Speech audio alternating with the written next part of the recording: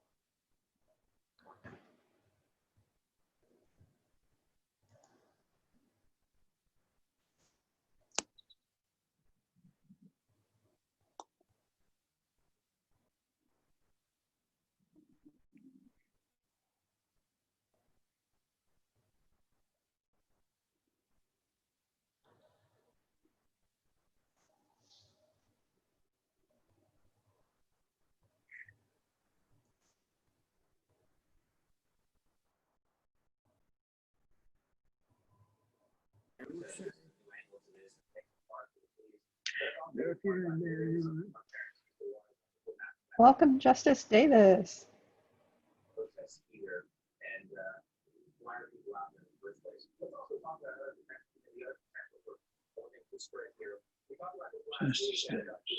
Mark Davis, said he the one talking to the TV guy.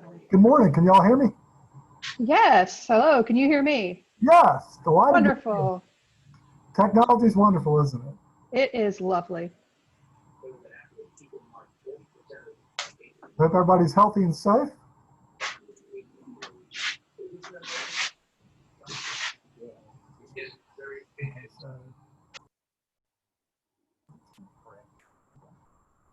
All right. Thank you very much. I appreciate it.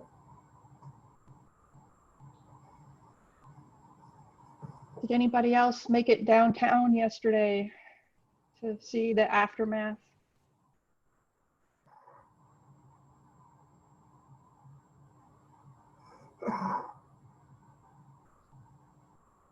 Hi, Charlie.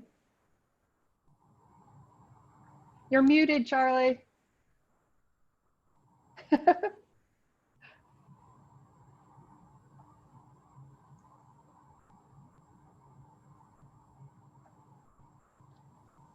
I'm in Georgia. Oh, okay. This is my late aunt and uncle's house. I'm trying to keep going. So Connie and I came down just to spend a week and check it out. Okay.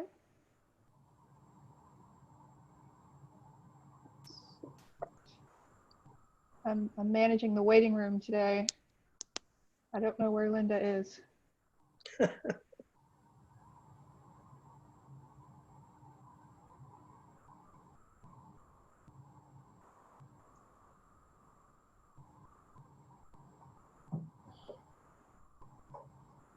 Hello, everyone. Hi.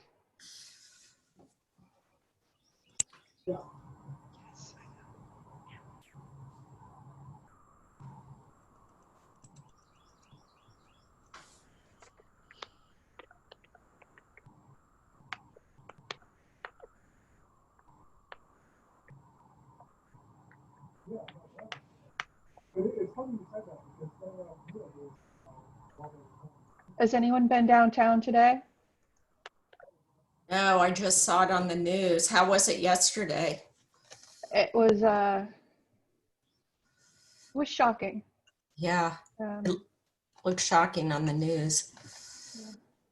I went down about 8:30 in the morning Sunday to help clean, and I walked, end to end, and seriously, there's not a building without damage.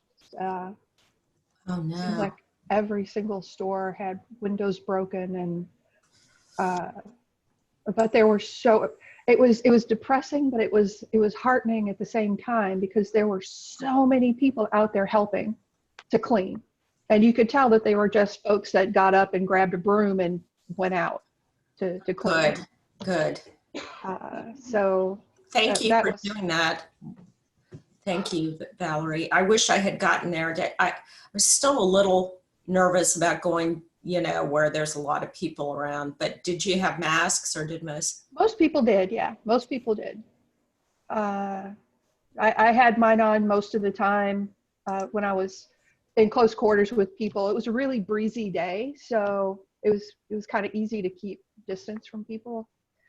I spent some time helping put those huge planters that are in front of the courthouse. They got knocked over, all of them. Oh, It took 5 people to be able to lift those things back onto their pedestal and then put the plants back in, because those are heavy. they And then, look really heavy. oh, and so last night when I was watching the news and all of the mess was starting again, immediately the news showed all those planters knocked over again. And I was like, son of a, oh, why? Those are heavy. Why would you do that?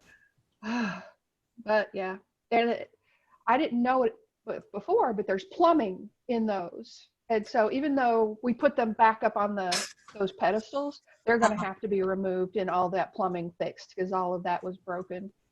Oh, a lot of times they do have those water tubes. That's like at our pool to keep them hydrated all the time. So that's going to cost a little bit of money and trickier. That's so sad. It made me sad. And I saw in my hometown of DC a lot of beautiful things destroyed. That was very scary. Yeah, I think it's pretty much everywhere, every city.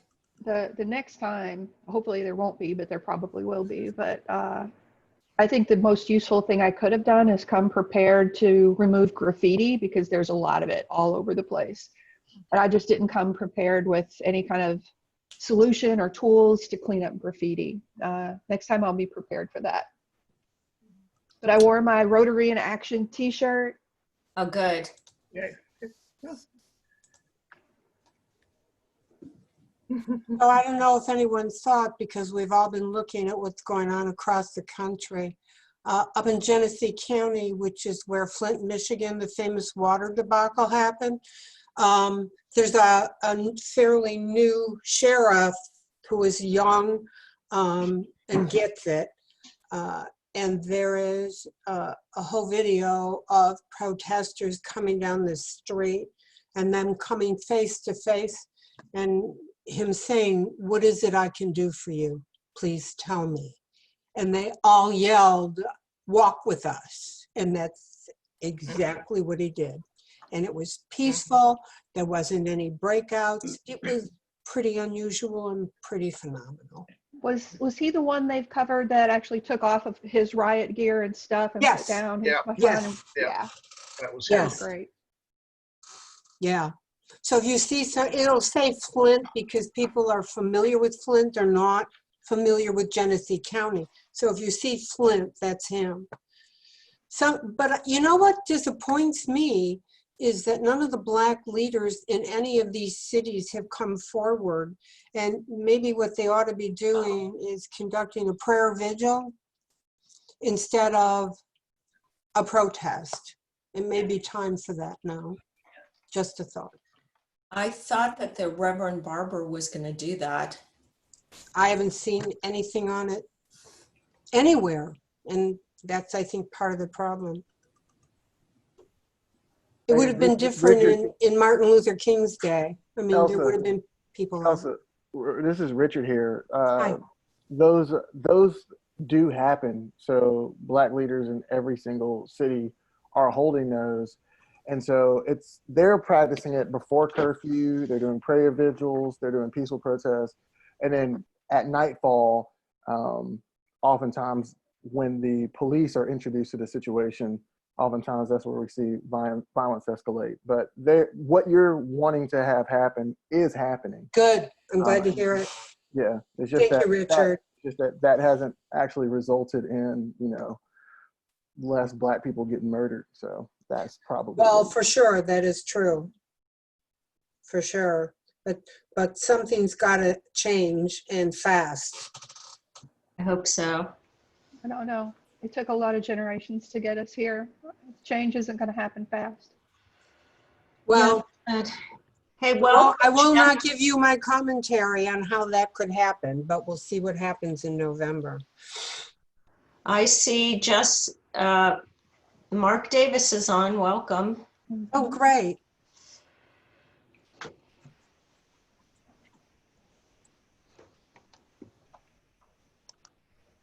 And Jim.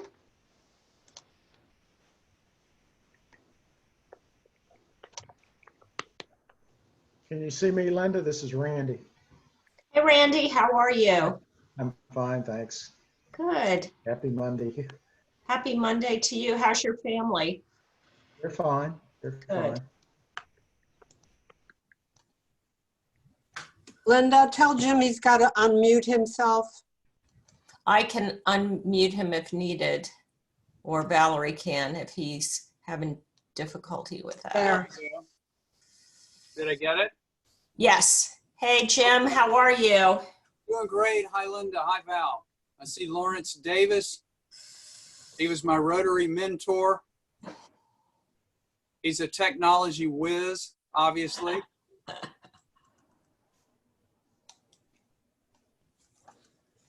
Yes, we have a really good attendance.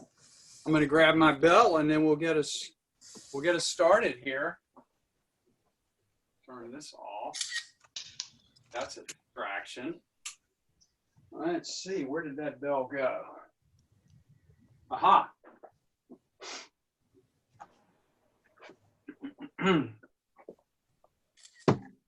So, Ringmaster and Linda, do you think we should give a couple of grace minutes here for people to join, or do you think we should go ahead and start? Do we have? I can't tell how many people are on at this point versus our usual number. Right now we have 39. All right, let's give it just maybe 3 to 5 minutes and chat just a little bit. I see Lynn Jordan has joined me in the Clean Shaven Club. So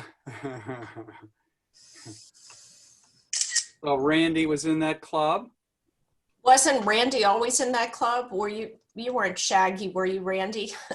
I wasn't shaggy, but I didn't shave this morning. Bad boy. Live a little. Very glad to see Valerie and Linda in the Clean Shaven Club. Thank goodness. I work really hard at it. I just made a hair appointment for next week, so can't wait. Yeah, my wife Wynn is very, very excited about hair appointment today. Good for her. Very excited. I have not had an opportunity still, and shy about letting her cut my hair because I'm afraid she might take out some long simmering on my ears or. Well, tell her that I gave my husband a reverse mullet and we're still married, so.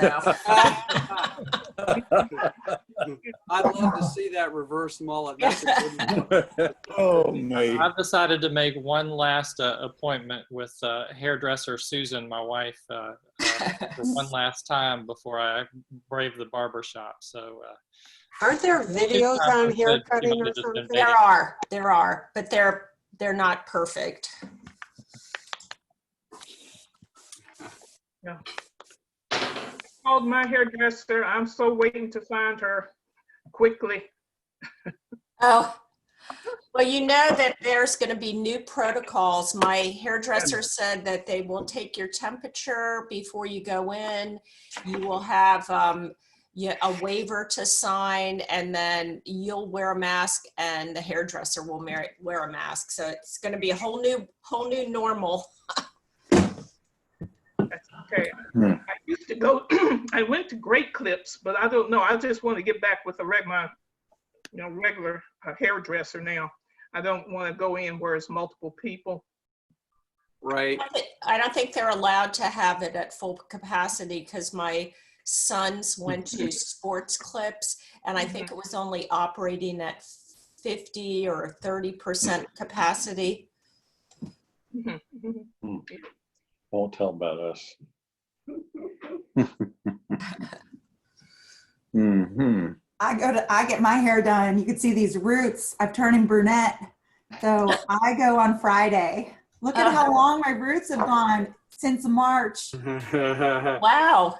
Your hair grows fast. It's really long. I mean, Why didn't so you tell me? Gina, I would have come and done your hair for you. I actually took the entire day off on Friday because it's like a national holiday. I get to turn blonde again. I'm very excited. I'm very excited. And instead of the no shave club, I'm in no makeup club. I haven't worn makeup since March and it's great. Yeah. Natural beauty. You know. Yeah. You looked pretty fresh the last time I saw you on a Zoom meeting, Gina. Great. It's the power of youth. I was just going to say, yes, Yes. you're absolutely right. We're going to have a hard time going back to, being dressed up and, the full Monty. Hey, I practice wearing my high heels usually twice a week Wow. to see if I can still walk in them. I do not miss those. All right, well, I'm going to go ahead and ring us to order here. Once again, I'm using my daughter's Nepalese Himalaya bell of some kind.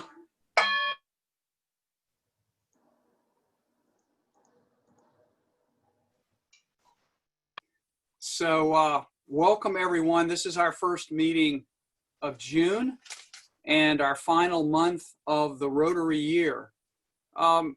So I want to just, say a few words first after, welcoming everyone to our meeting. And just remember, everyone is muted unless Valerie, the ringmaster, recognizes you, so you can raise your hand and Val will recognize you for a question, or you can type in a chat question to Linda or Val, but otherwise you are you're on mute. And so Val has great power here, and so be nice to Val. So just before we get started, obviously we've been in this terrible time for our country, our state, our city. On top of the terrible pandemic, we've seen injustice in our cities. We've seen violence in our cities. We've seen breakdown of order, and we've seen, I think, results of hunger. We've seen results of people losing their jobs. We've seen the results of a lot of many years of injustice and many things in the making for a long time.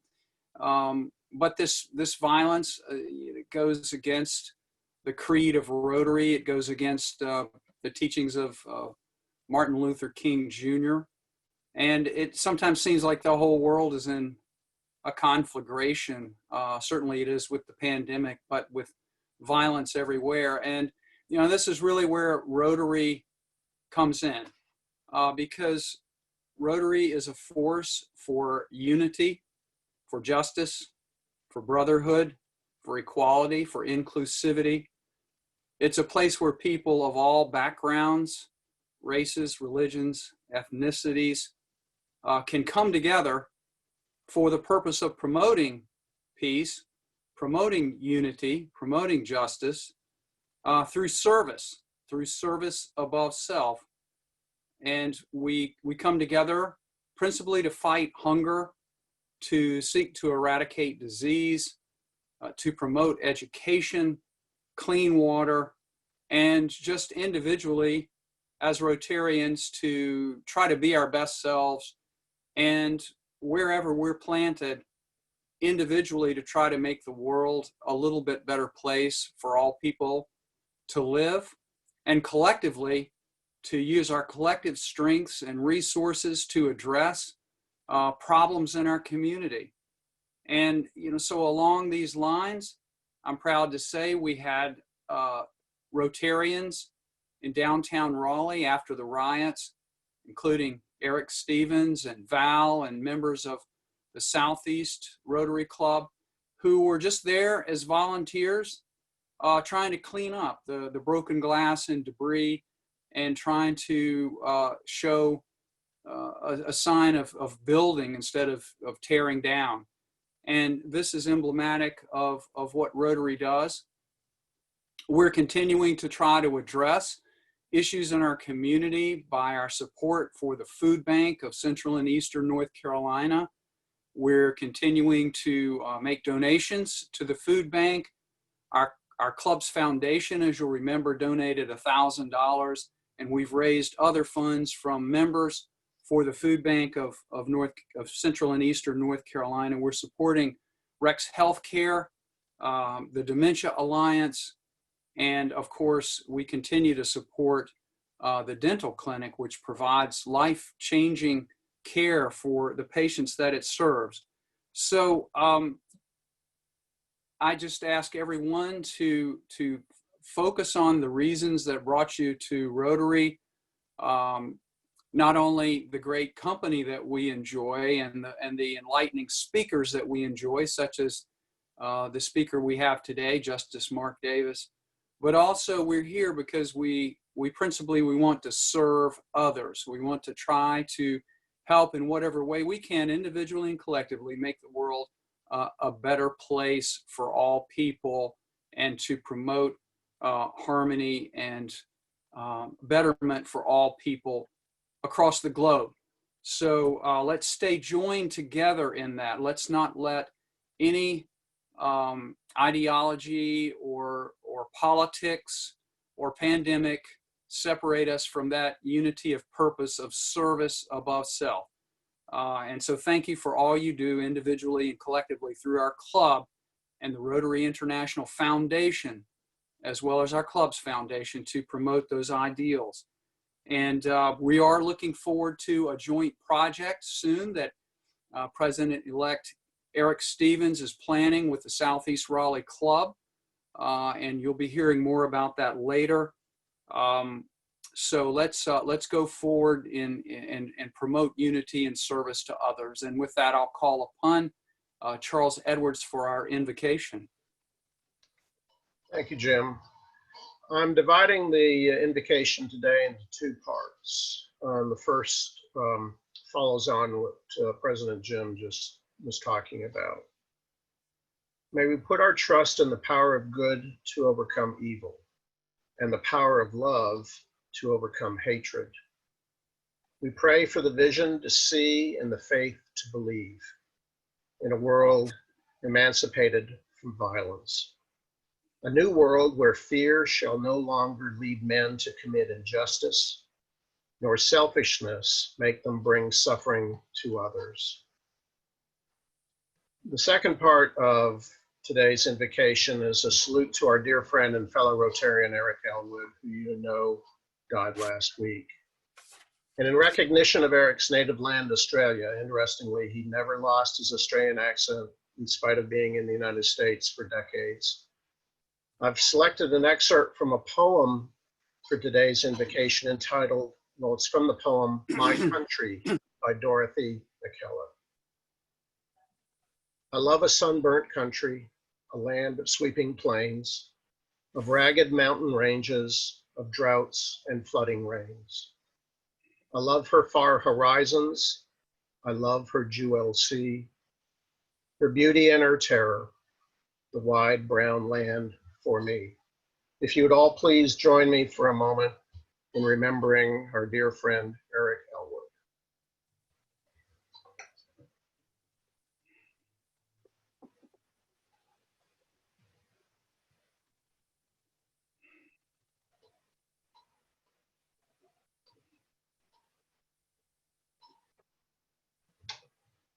Thank you. Now, will you please join me in a pledge to the flag of the United States of America. I pledge allegiance to the flag of the United States of America, and to the republic for which it stands, one nation, under God, with liberty and justice for all. I am going to defer to Val or Linda to recognize guests because I can't see everybody on my screen. Are there any? I know we've got a lot of people here today, which is wonderful. I don't believe we have any guests today. I'm not seeing any. Yeah, okay. And then finally, thanks to everybody who has completed the survey. I'm going to close it out at the end of the week because I really need to start looking at all of the statistics. But other than that, I have nothing else. So I will return the mic, so to speak, back to Jim. All right, thank you, everyone. Yes, just a personal reflection on Eric Elwood. When I came to my very first meeting,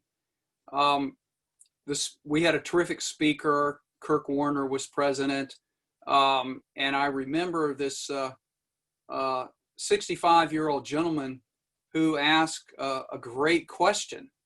And then at the next meeting I attended, the same 65-year-old gentleman asked another very, very insightful question. And then I later learned that 65-year-old gentleman was like 95 years old, Eric Elwood.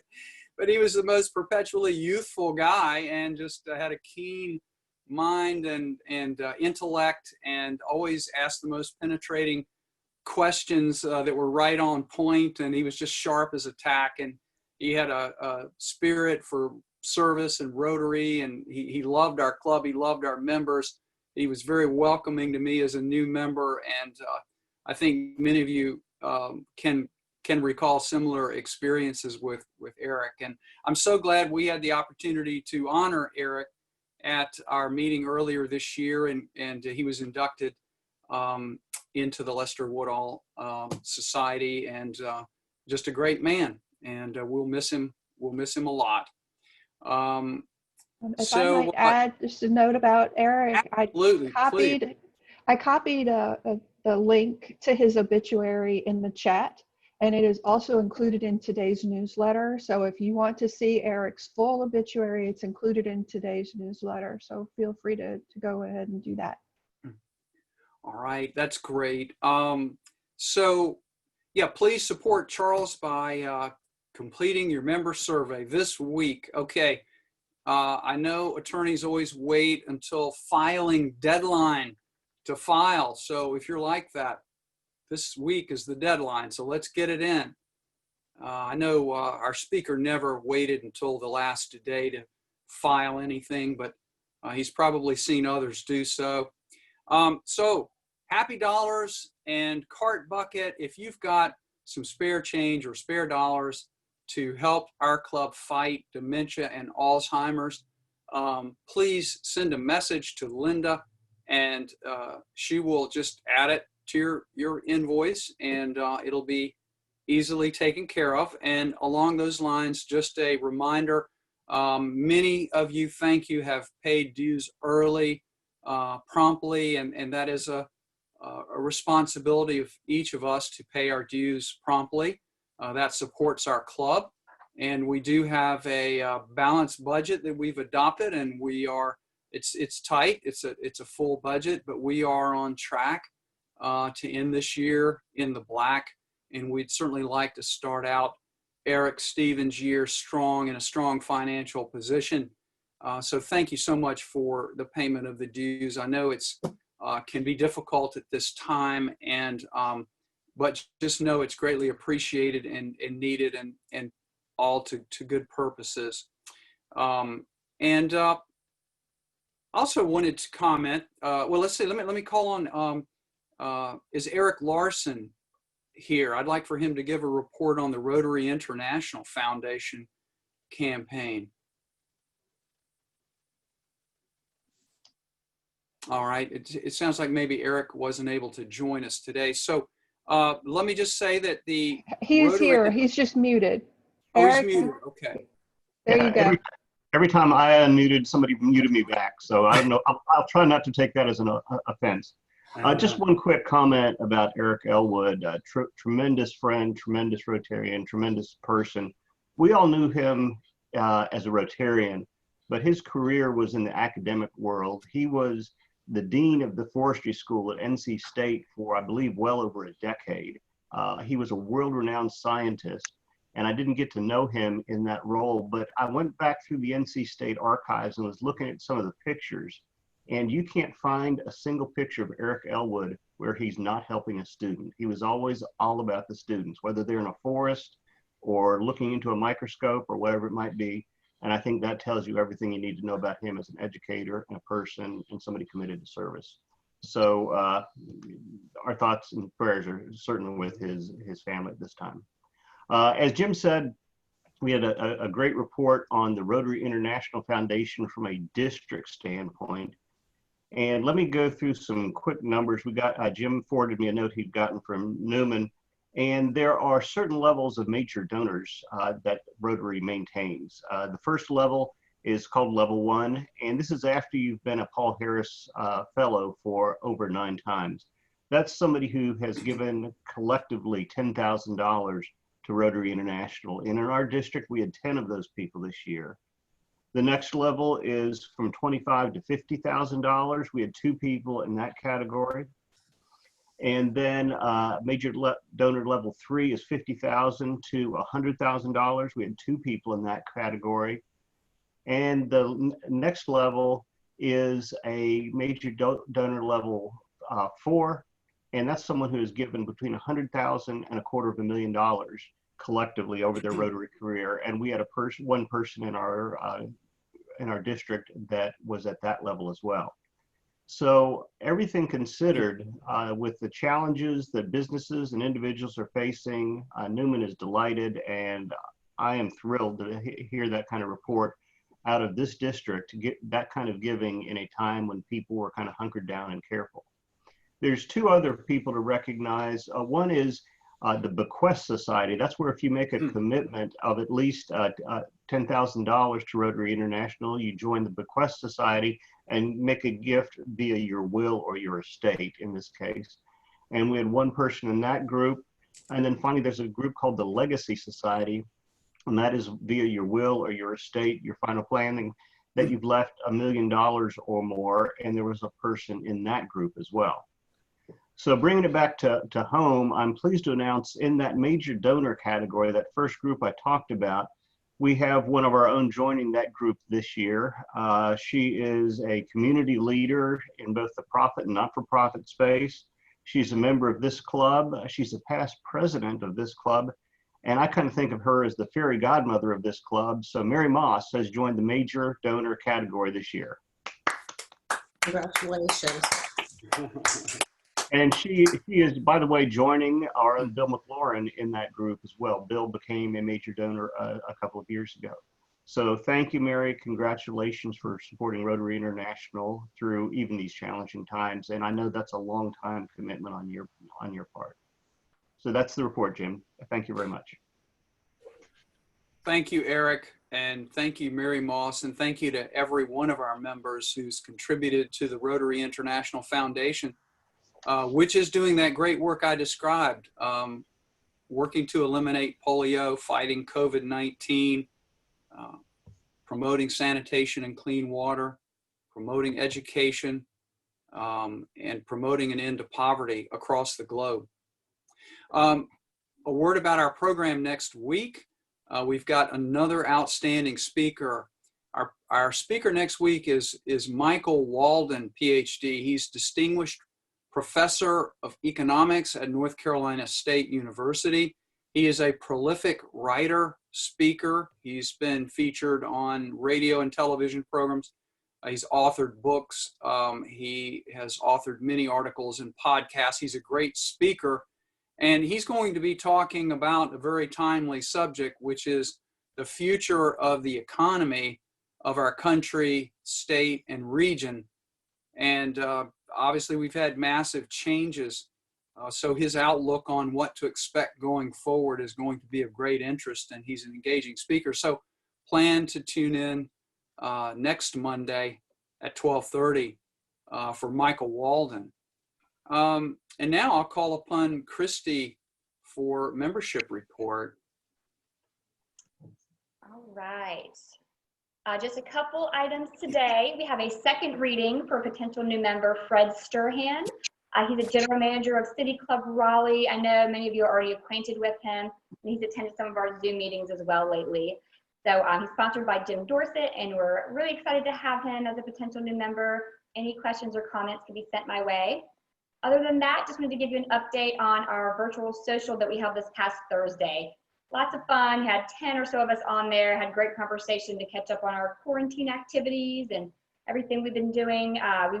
We lasted until after 7 p.m. So we were on there for a while, just having a really great conversation. So we'll keep you posted on a date for a June virtual social, because I think we'll be able to have one more at least while we're doing our Zoom meetings.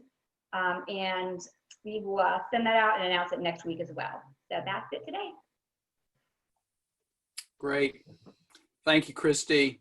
So yeah, we are continuing to do well in membership. So please continue to bring members to our Zoom meetings, refer new members. We're still growing and strengthening in membership. So send Christy your nominations or send them to me.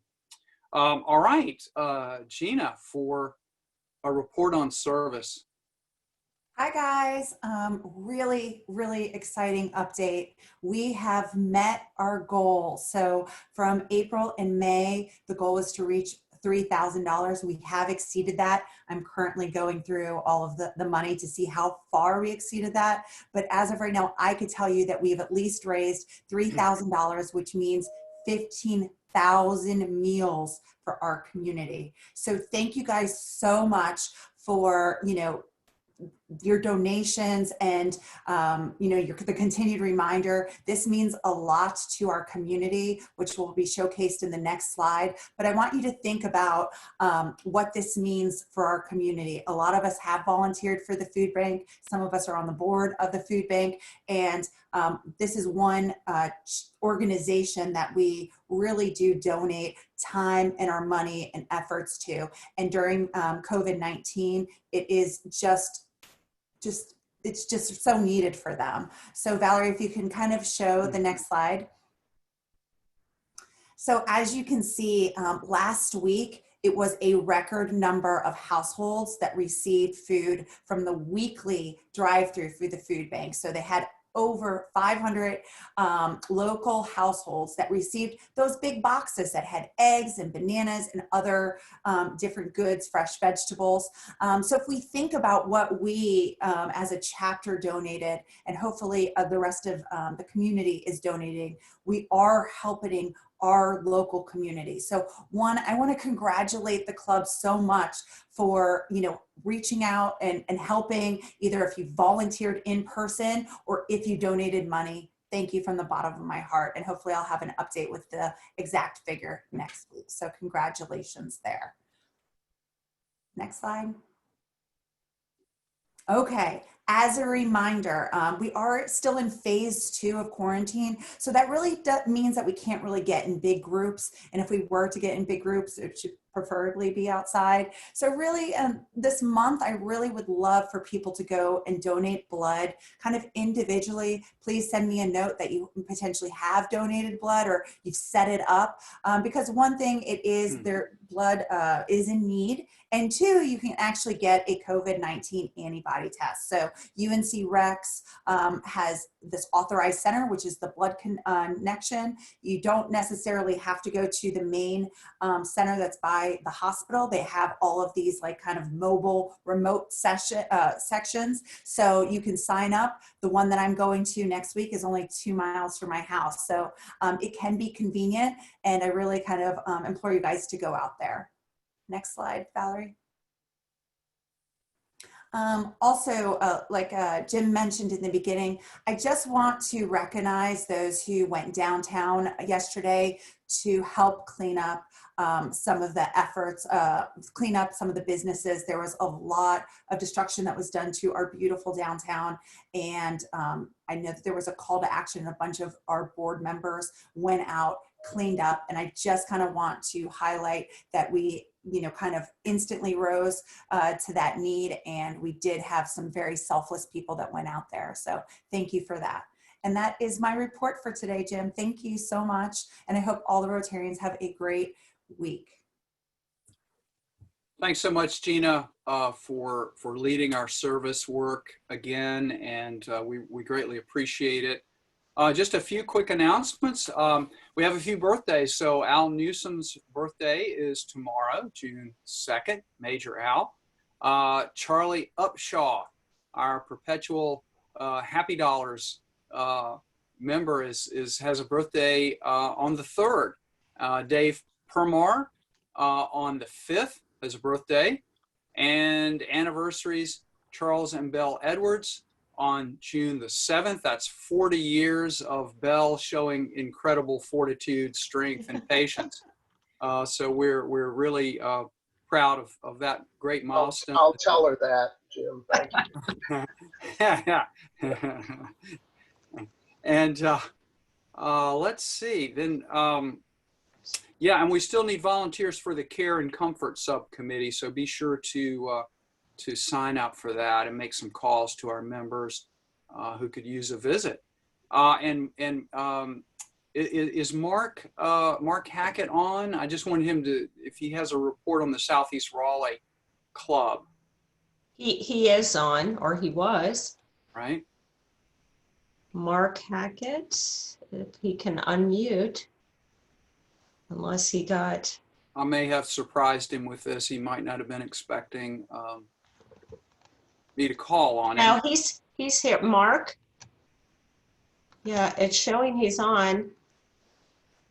Okay, well, maybe he's having a bit of lunch right at the moment. I'll just report for Mark that tomorrow night we're going to make a special award to the Southeast Raleigh Rotary Club. Club has members, their meeting socials, their plan service projects, and it's a really vibrant club of downtown Southeast Raleigh business leaders, and a number of us are staying in very close touch with them. But we are gifting them, if anyone from the club's on the line, don't give this secret away, but tomorrow night we're giving them a Rotary bell, a really nice Rotary bell that commemorates the beginning of their club. And it's a bell like the one we use at our downtown meetings at City Club Raleigh to ring in and adjourn all the meetings. And we hope they'll be using that bell for 100 years or more, as we have used ours. All right, and so now I have the distinct honor of introducing my good friend and colleague and friend to all of us here, fellow member of the Rotary Club of Raleigh, North Carolina Supreme Court Justice Mark Davis. He's a man who needs no introduction to this group, and he has a lot to tell us about today. So I'm going to keep my introduction of him brief. But Mark was born in Jacksonville, North Carolina. He attended the University of North Carolina. He attended the law school at the University of North Carolina, got his Juris Doctorate from UNC Law, but he decided that wasn't quite enough and he needed to cover his bases at both Blues. So he went about 20 miles to Duke Law School, where he got his LLM degree, his master degree from Duke. After law school, he clerked for Judge Frank Dupree on the U.S. District Court for the Eastern District of North Carolina. He was a trial lawyer for Womble, Carlisle, Sandridge, and Rice for 13 years. He was a special deputy attorney general. He was general counsel for the Office of the Governor. He served on the North Carolina Court of Appeals since 2012, and then he was appointed to the North Carolina Supreme Court in March of last year. He's a husband, father. He has many interests and talents, and since he wasn't at all busy with all those other things he was doing, he's written a book, and his book is about the Exum Court. Former Chief Justice James G. Exum. And I believe Mark is going to talk to us about his book and about the Exum Court today. So without further ado, please welcome our speaker today, Justice Mark A. Davis. Well, thank you very much, Jim. Can everybody hear me okay? We can hear you. All right. Always have to ask. The Zoom thing is still new to me. Goodness. What extraordinary times we live in. I hope everybody is healthy and safe. It is wonderful, but not at all surprising to see how Rotary has stepped up in these extraordinary times. And Jim, I appreciate your very thoughtful words 20 minutes ago. I think we all certainly share those. It's nice to be talking about something other than the COVID-19 and about the civil unrest that we've had these last few days. So thank you for the opportunity to talk about this book that I've written. You can see I'm holding it up. It's called A Warren Court of Our Own. This book was really a labor of love for me. I wrote it when I was on the Court of Appeals and had no expectation of ever having the opportunity to serve on the North Carolina Supreme Court. So it's been very serendipitous for me to be able to serve on the court and talk about this book over the last few months. I wrote the book about this period of the North Carolina Supreme Court that existed between 1986 and 1995 when Jim Exum was the Chief Justice, because to me, this was just a landmark era for the court. It was an extraordinary period that was different than previous incarnations of the court. We really haven't had anything like it before or since. All the members of the court were luminaries whose names will live on for decades and decades in North Carolina legal circles. In addition to Jim Exum himself, there were 4 future Chief Justices, Burley Mitchell, Henry Fry, Beverly Lake Jr., and Sarah Parker. You also had renowned Associate Justices like Willis Wichard, Harry Martin, and Lewis Meyer. One of the best parts of the process of writing the book for me was getting the chance to interview all of the living members who served on the court, all of whom are heroes to me, and that was really a true joy. I also did about 65 interviews of attorneys, law clerks from that era, law professors, and court personnel, because I really wanted to get the full flavor of that period of the Supreme Court. Jim Exum was kind enough to write a foreword to the book, which I greatly appreciated, and I think it's very well written and very interesting. The premise of the book is that this era of the North Carolina Supreme Court was sort of North Carolina's version of the Warren Court. Some of you remember, and many of you have read about the U.S. Supreme Court under Chief Justice Earl Warren that existed in the 1950s and 60s. It was an unprecedented era for the U.S. Supreme Court, a tremendous expansion of individual liberties, a very controversial area of the court in many ways. And the premise of my book is that, admittedly on a somewhat smaller scale, this was North Carolina's version of the Warren Court. And I want to talk in the few minutes I have today about 2 topics that are discussed in far more detail in the book. The first is how the Exum Court came to be, and the second is just a brief discussion of some of the landmark cases from the Exum Court. And then I'd be glad to try to answer any questions anyone might have. So let me talk first about how the Exum Court came to be. And it's interesting, I didn't really intend to write about this when I started the book, but I found myself fascinated by it. So I ended up writing a good bit about the history of partisan judicial elections in North Carolina. As of 1980, well, let me back up and say, as a lifelong resident of North Carolina and somebody who's never been terribly political, I sort of had a vague notion that the Democratic Party had largely controlled North Carolina government during the 20th century, but I never really knew until this project how extensive the control had been, particularly with regard to the judicial branch. As of 1986, the last Republican on the North Carolina Supreme Court was elected in 1896. Think about that. And that person was defeated in 1904. No Republican candidate had ever prevailed in a statewide judicial race in the 20th century in North Carolina. What we had was essentially a de facto appointed system where Democratic governors would appoint Democratic justices who would serve as long as they wanted until they reached or approached the mandatory retirement age. and then the process would repeat itself. So for most of the 20th century, Democrats controlled all three branches of North Carolina's government. Some of you may recall in the 1960s, this changed a little bit.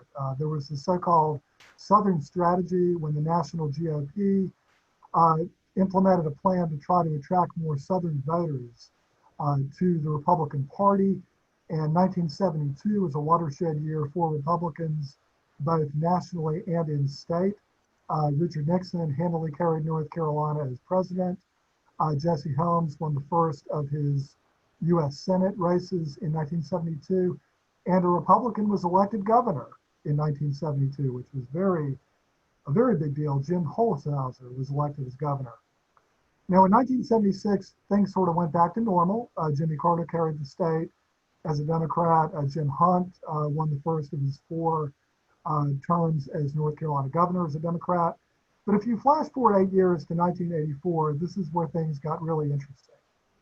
Ronald Reagan was very popular in North Carolina, was easily reelected. Jesse Helms won a very divisive U.S. Senate race against Jim Hunt. And another Republican, Jim Martin, who, of course, came and spoke to our Rotary Club a year and a half ago, was elected as a Republican governor. But so far, none of this top ballot success had trickled down to the judicial branch. In North Carolina at that time, all North Carolina judges had to run statewide, and the Supreme Court remained all Democratic. Why was that? Several theories. Judicial races have always been less visible races with little voter information about the judicial candidates. Also, there was a large Democratic majority in voter registration in North Carolina, and the courthouse crowd was virtually all Democratic. So when people asked their lawyer or judge friends who to vote for the Supreme Court or other judicial positions, they were usually advised to vote for the Democratic candidate. Now, as I mentioned a minute ago, Jim Holshouser, a Republican, served a term as governor in 1972, but during his 4 years, there were no vacancies to fill on the North Carolina Supreme Court, so it stayed all Democrat. Jim Martin had better luck. A year into his first term as governor in 1985, there was a retirement on the Supreme Court, and he appointed a Republican, Rhoda Billings, who was a well-regarded law professor at Wake Forest University. And so now you had a 6-1 Democratic majority on the state Supreme Court. Then we flash forward a year till June of 1986, and then things got very, very interesting. For the next few minutes, I'm going to talk about a series of events, and please keep in mind as I do so that all of these events took place during the 5-month period between June of 1986 and November of 1986, when North Carolina had their regular general elections. In June of 1986, the longtime Democratic Chief Justice Joseph Branch unexpectedly announced his retirement. Now, the longstanding tradition in North Carolina was when there was a vacancy, a retirement, or a death in the Supreme Court position, the governor would elevate, the senior associate justice to the position of Chief Justice. And that person was Jim Exum. He had been on the court since 1975. Governor Martin was lobbied very strongly by many people, both inside and outside the North Carolina legal community, to follow the tradition and to appoint Jim Exum as Chief Justice, even though Exum was of a different political party. He was a Democrat, and Jim Martin was a Republican. But Governor Martin had a mind of his own, and he was determined to make North Carolina a true two-party state in all branches. And so he shocked everyone by elevating Rhoda Billings, who was then the junior justice, all the way to the position of Chief Justice and stepping over Jim Exum.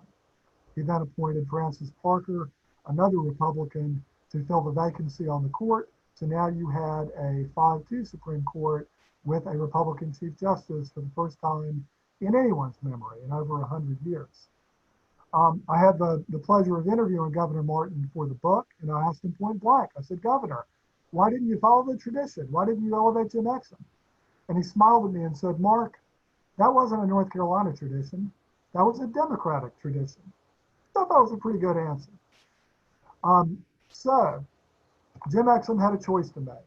He had been passed over, he thought, unfairly. He had several options. One, he could have done nothing. He could have stayed on the court as an associate justice. His seat was not on the ballot in 1986, so he could have just stayed on the court and put aside his plans to be Chief Justice until a later time.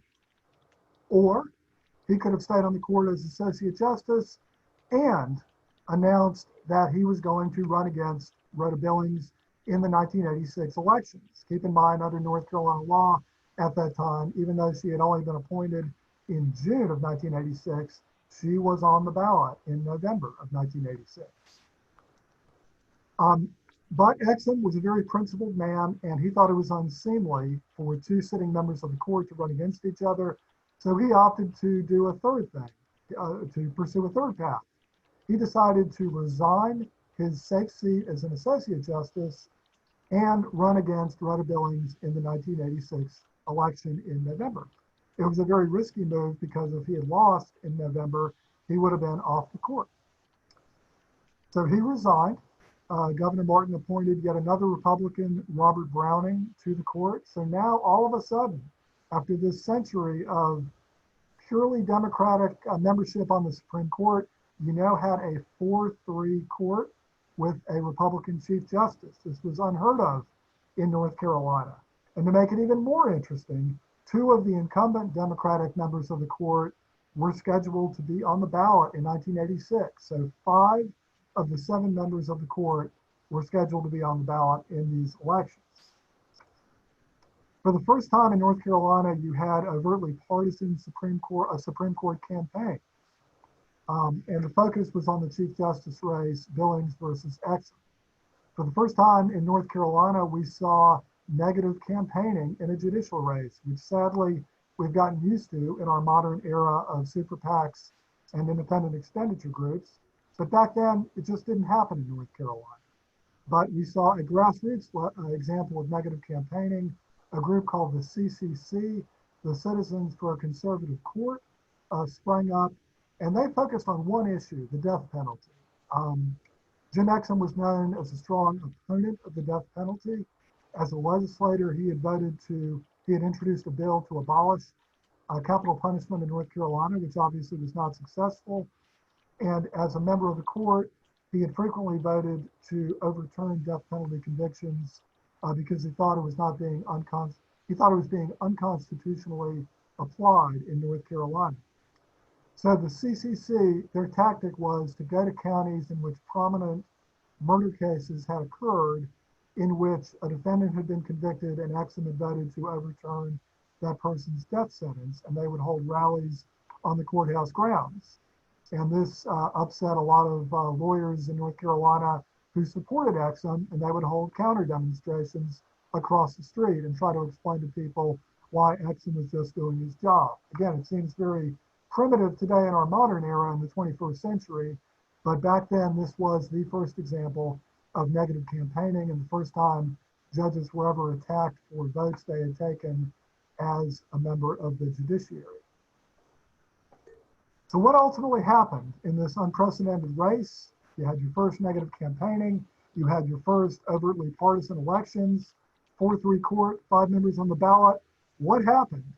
Well, it was very anticlimactic.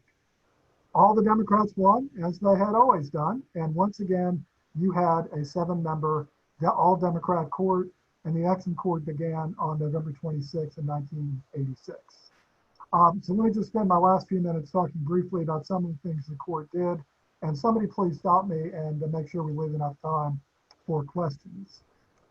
The Exum court was a very collegial court. Everyone got along really well. They were mostly of the same political party. Well, at the beginning, they were all of the same political party, as I've said. They shared many of the same demographic characteristics, but they had very, very different views on the proper role of judges in our government and what the proper judicial philosophy of a judge should be. And that's really the topic of the book. Jim Exum and a justice named Lewis Meyer were the two intellectual centers of gravity on the court. Each was on the opposite ends of the spectrum in cases involving individual rights.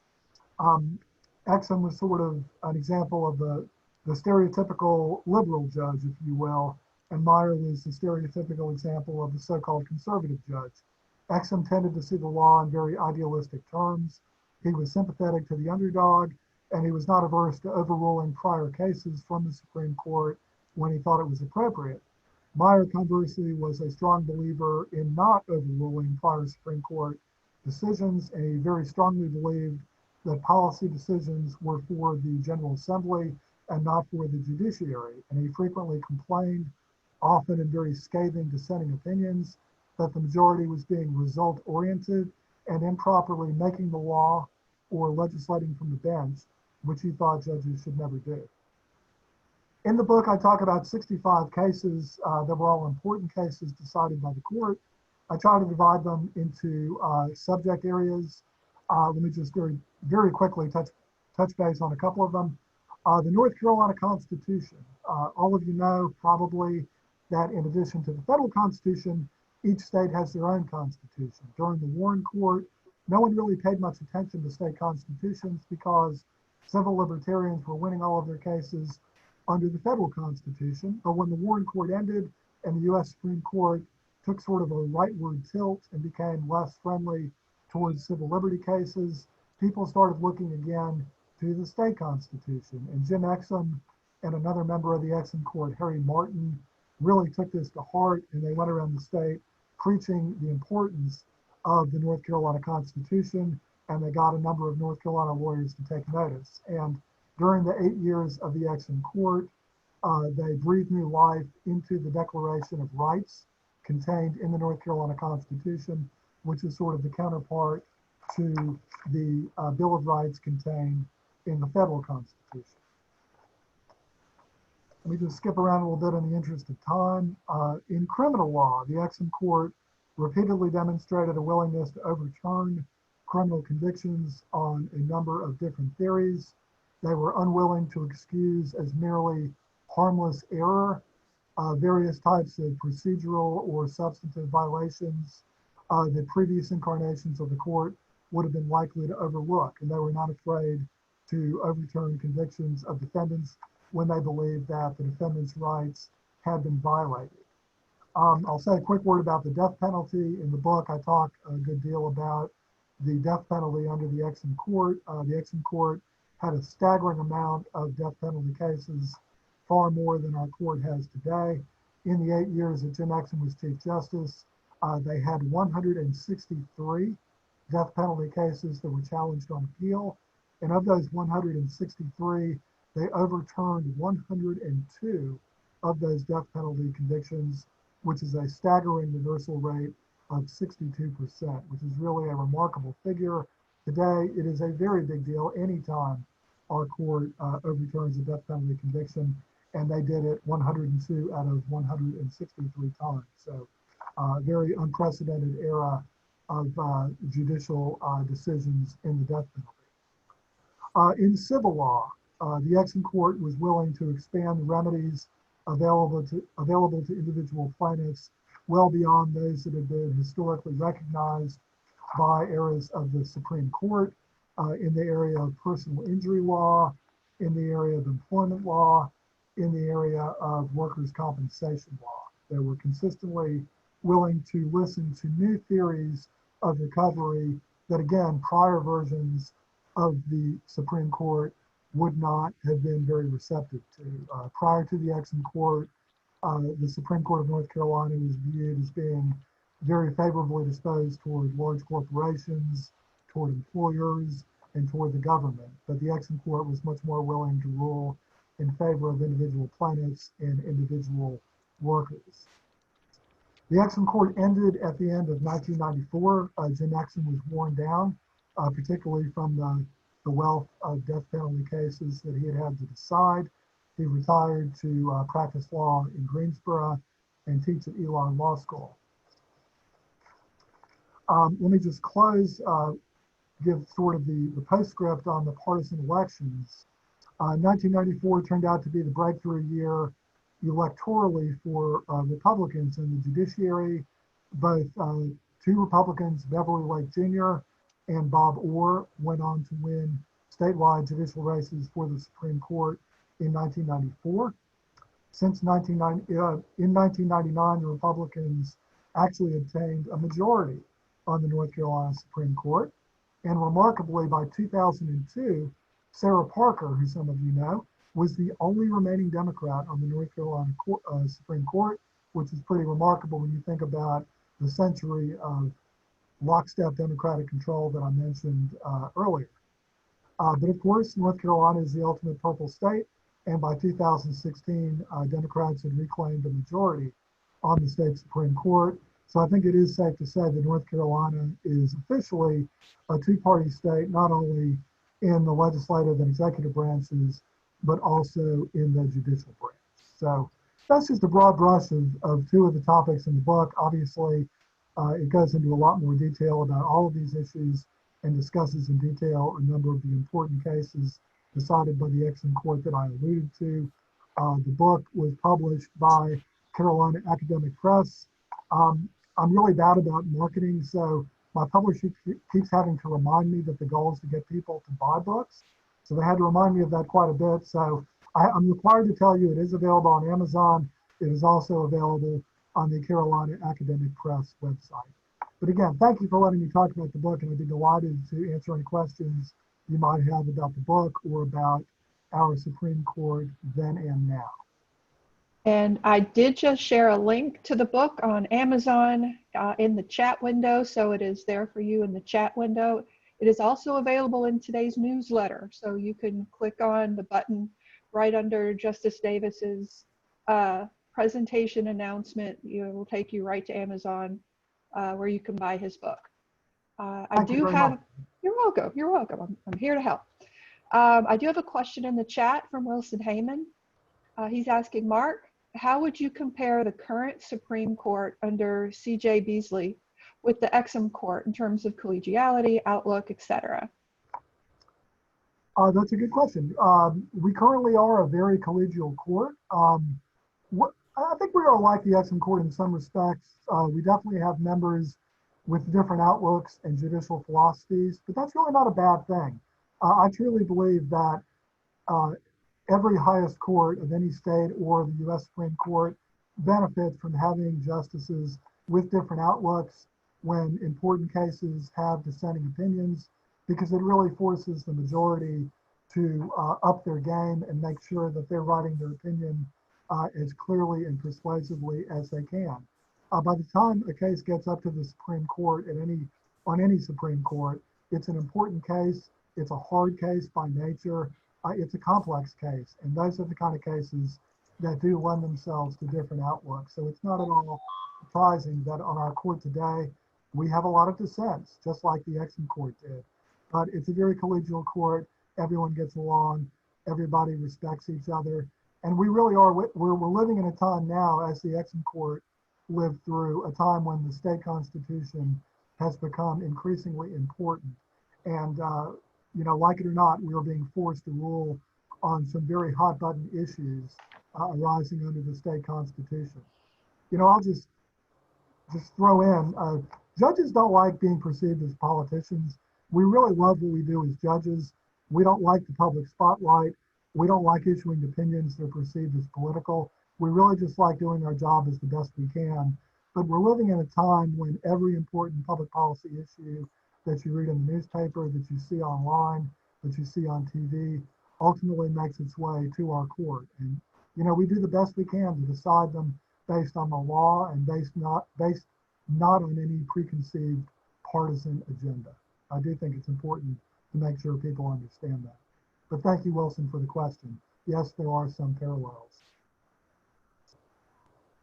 Are there any other questions? Perhaps I put everybody to sleep, and if so, I apologize. No, Not at all. no, it was very interesting. Jim, you're muted. Okay, thank you. Mark, I know you, of course, have been very familiar with the Supreme Court, and you served on the North Carolina Court of Appeals for a long time. But have there been surprises for you joining the court? Things about your service, about your work that were of a surprise to you or you didn't expect, or was it pretty much as you envisioned it when you were appointed to the bench to serve on the Supreme Court?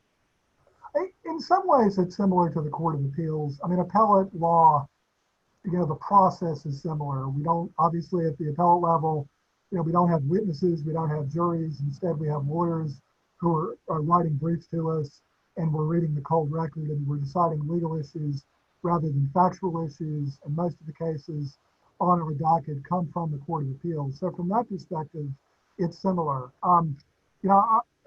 Just to answer your question, I'll tell you something that will sound very silly to you, but I have to say it's true.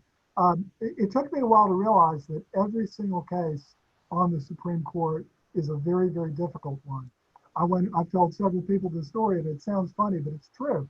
I came home after my first day of oral arguments, and I said to last March, and I said to my wife, I said, Marcia, these cases are really difficult.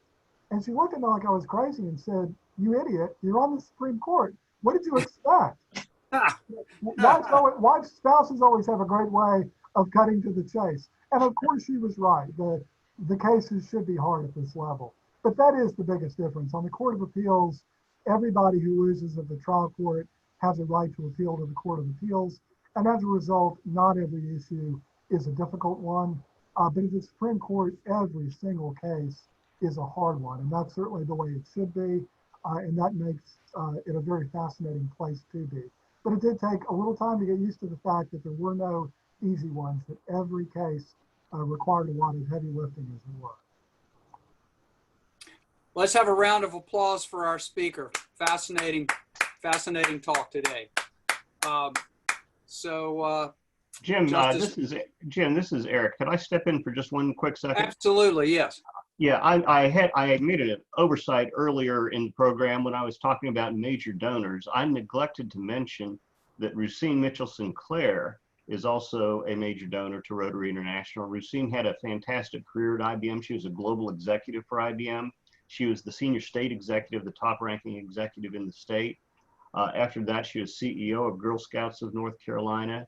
And she's been a great member of this club, president of this club, a district governor, but Rusine Mitchell Sinclair is also a major donor. And I wanted to make sure I made that point. She and Bill and Mary are all Rotarians we can all look up to. So my apologies for the oversight earlier. No, that's great. I'm so glad you brought that forth. And indeed, Rotarians we can look to and to aspire to that level of service and commitment. Mark, thank you so much for a great talk. Really enjoyed it. Have some more questions I'll ask you the next time you and I have a chance to talk in person. But I did want to say that we're going to present you. You've watched many others receive it. Now, this is your big chance. This is probably why you wrote the book, so that you can receive the coveted Rotary coffee mug. It has the 4-way test on it, and you can read it twice daily on arising and before retiring for the evening. And you're going to need to use it each day because now you have to start your second book. And so we'll be very interested to watch as your second book takes shape and is published. And we look forward to having you as a speaker again. And we thank you for all you do for our club, all you do for the court and the state. And thank you so much for being our speaker today. Thank you so much. And when I'm fortunate enough to receive the cup, it will sit proudly in my office. I promise you that. All right. Thank you. And all right, Rotarians, we're going to close our meeting as we always do with the 4-way test. So if you'll speak along with me. First, is it the truth? Second, is it fair? Fair to all concerned. Third, will it build Will it build goodwill and better friendships? better friendships? Fourth, will it be Will it be beneficial to all concerned? Thank you. That spells Rotary. Very good. Thank you. All right, Rotarians, we are adjourned. Thank you, Rotarians. Have a good week. Go forth and promote goodwill. Thank you, everyone. Thank you.